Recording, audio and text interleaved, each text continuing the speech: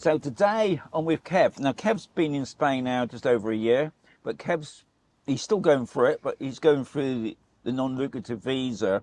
And I thought what I'd do, I'll ask Kev first, what was the process? Okay, so the process for our visas, we applied as a couple for a visa, and we got it a bit the wrong way round.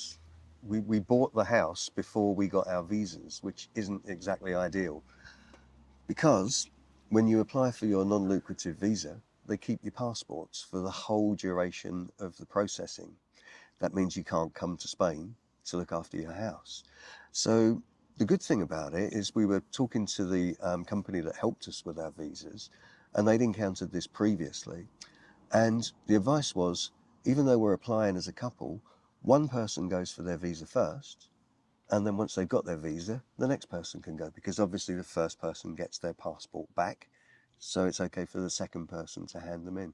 So that's what we did. And in fact, you mentioned, been here just over a year. It's about 2 hours over a year, to be fair now. But I came down first with a carload of tools and started obviously sprucing the place up a bit. And then I went back to England, and Jan came down with my brother actually. And they stayed at the house while my visa was being processed. So we kind of split the process, even though financially the justification was for, you know, a couple, which is a lot less money than two individuals, but we managed to process them separately, which helped a lot. So am I right in thinking that when you're applying for the non-lucrative visa, it's €28,000, and then obviously as a couple, it makes it up to, was it 32 or 36? So as an individual, it's €28,800 for a non-EU citizen. Yeah. If you go as a couple, it's €36,000 for non-EU citizens. But the important thing to remember is that visa is just 1 year. When you come to renew, which we're just about to do at the end of the first year, then you will need double that if you're basing your financial security just on savings. If you have an income like a pension or investments coming in, then obviously that comes off on a monthly basis. So if you say you earn €1,000 a year from a pension, then what they say is right, that's 24,000 over 2 years. Take that away from 76,000, you've got to have 52,000 sitting in the bank. So let's get this right. So the second year, you've got to have double the amount. Yeah, so the first year's visa, when you apply for your first visa, that runs for just 12 months. Right. And then you have to renew it. Yeah. When you renew at the end of year one, that visa runs for 2 years. So you've got to show that you can support yourself for 2 years, not just 1 year. I see. And then when it renews again at the end of year 3, you have to show again that you can support yourself for 2 years. I am right in thinking, but because you're already in the process now, but I think new people that are joining this year, as from May or June, they're going to change those, set it 3 times for the visa. I think they're just going to do like the first 2 years and maybe the last. That's what I don't know if that's true. That's what I can remember hearing what Chris was talking about a while back, that the government had decided. But there was some draft legislation that was proposed by the government in Spain, and what that is basically is they start to talk about it and come up with an idea, and then they have to debate it, and then they finally get the text that they want, and then they submit that, and that becomes legislation. Right. And Chris was addressing some rumours that were around that it was actually your first year's visa will run for 1 year, and then you only had one renewal at the end of that 1 year, which would run for 4 years. But that actually didn't make it into the legislation. Right. But if you watch Chris's UPSTICKS channel, he deals with that in some detail. Yeah. And so obviously he's a lot better informed than I am. So basically, every year, within those 5 years, you just got to have that 36 grand, euros I'm on about. So like if you had 2 years, then that 36 will double. So you've got to make sure that you've got that amount of money. Yeah. I mean, what I'd hate people to think is that, okay, I've got 36,000 euros in the bank, so we're a couple, we can go to Spain. If you do that, you'll be here for 1 year, and then you'll be going back, because you need more than that when you renew for 2 years. Yeah. So my second question is, now, some people do it themselves, but you actually use a company, and we can name that company because, as you know, they support me anyway, and that was UPSTICKS. So why did you choose a company other than maybe doing it yourselves? Well, I think in our situation, obviously it was new to us, so any help we can get is good help. And as you've probably seen yourself, Sean, you look on the internet and you'll get 50 different ways of doing it, but unfortunately there is only one way. Yeah. So that to get it right and with our timing, and considerations like that, it was good to take professional advice. So we engaged with Chris. We should have engaged with him a lot earlier, to be fair, but maybe only sort of like 4 months before we were looking to come down. And he gave us all the advice we needed, helped us with all the documents, all of the translations and apostilling, where they stamp things that they're truly a legitimate document. And he got all that done for us as part of the service that he provides. The second part, you hear a lot of stories about things going wrong during the non-lucrative visa process. And we had one of those. Our medical insurance, because believe it or not, looking at me, you wouldn't believe it, but we're under 65,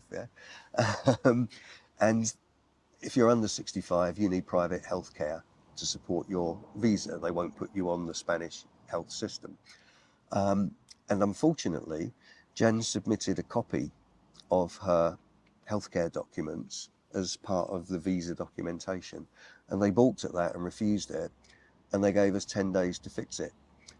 Now, those documents were sitting in an office in Matharon, down the road, and Chris basically arranged to get a courier across there, pick them up, get them couriered to the UK, to Jan, so that she could sign them up again, and then get them into the BLS office in London to continue the visa process. And, without having Chris on the ground here, we'd have found that very difficult to make that time frame.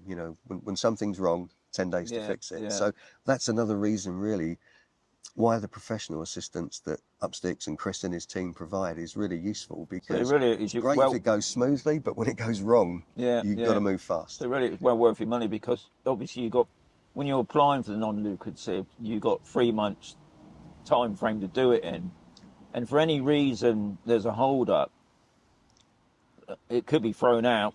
Yeah. And you have to pay it all again. You lose your application fee, which is a lot of money. I think it was 565, 585 quid or something at the office in London. The other part as well of Chris's service is he doesn't just do the UK side. He does the Spanish side as well. So once you've got your visa, you've got a very limited time to register it in Spain and get yourself what's called your TIE card, your residence card.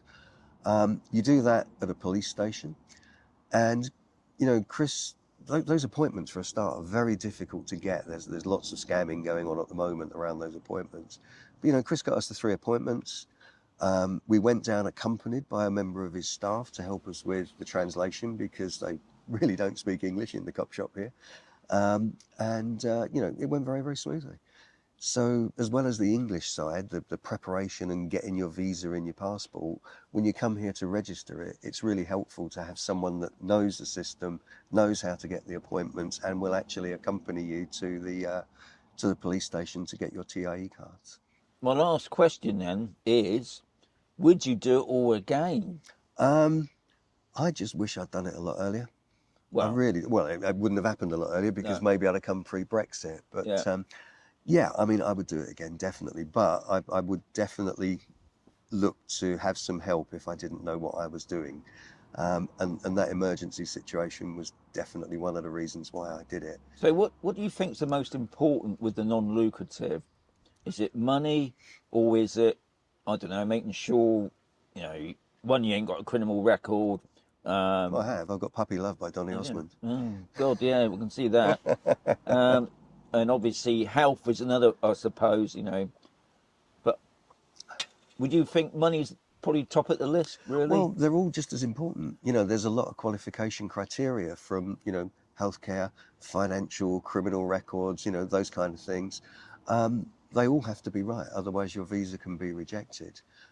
With regard to the criminal record check, I'm aware of somebody, not me, that might have been a naughty boy when he was younger. So he has a criminal record, but because of the way that the ACRO system works in the UK, He's now a lot older. He's been a good boy since then. Yeah. And even though that record is there, it's been what they call steps down.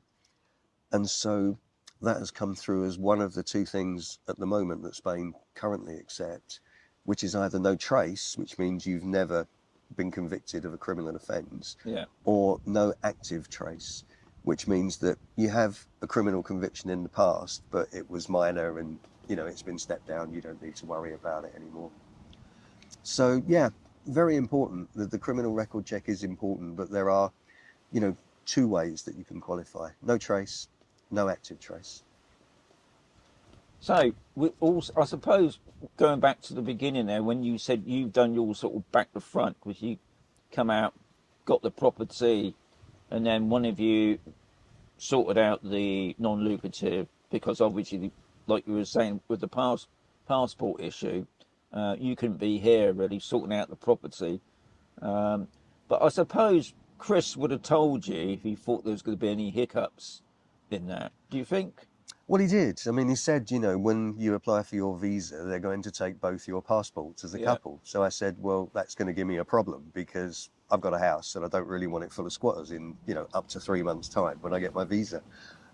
So he said, well, you know, we've done this before, and explained to me how it would work to get one processed and then go back and get the other one processed a little later on. And as I say, it worked fine for us. Even applying as a couple, you can do that. So I just want to thank Kev for having a chat really about the non-lucrative, because I've never went through that process at all really. So it's interesting hearing it from somebody that's going through it. What I'll probably do later on in the year, because Kev said you're reapplying again, aren't you? Well, we'll have the renewal process kicking in probably in the next couple of months, and that might take perhaps 3 months to actually get that completed. So what I'll probably do when it's then, not so windy and a bit sunnier, we'll have another go. Well, yeah, we'll have a go.